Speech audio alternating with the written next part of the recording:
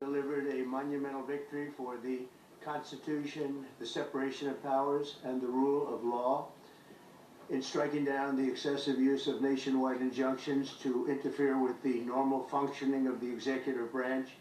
The Supreme Court has stopped the presidency itself. That's what they've done.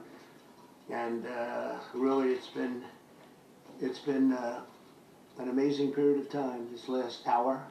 There are people elated all over the country. I've seen such happiness and spirit. Sometimes you don't see that, but this case is very important. I was elected on a historic mandate, but in recent months we've seen a handful of radical left judges effectively try to overrule the rightful powers of the president to stop the American people from getting the policies that they voted for in record numbers.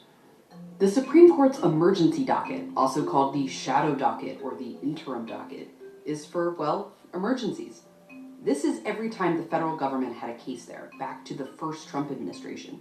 And here's just 8 months into his second term. It's being used in record numbers. Emergency applications used to be a very, very small and not especially divisive part of the Supreme Court's work. Now, this is the front lines. Not only are there more of these cases, but President Trump is winning more than his predecessors have. And we don't really know why. We don't know why, because with this shadowy process, the Supreme Court doesn't have to tell us.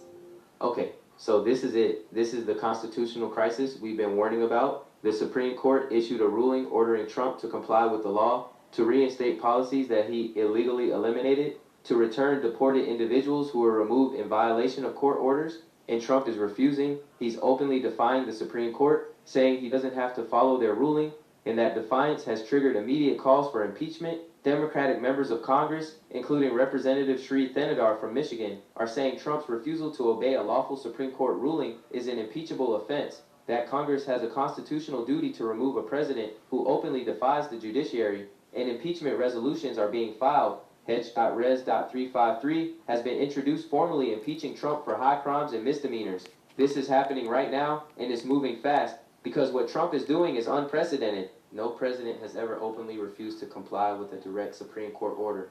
That's a direct attack on the Constitution and the separation of powers, and it cannot stand. But before we go any further, real quick, let's be honest.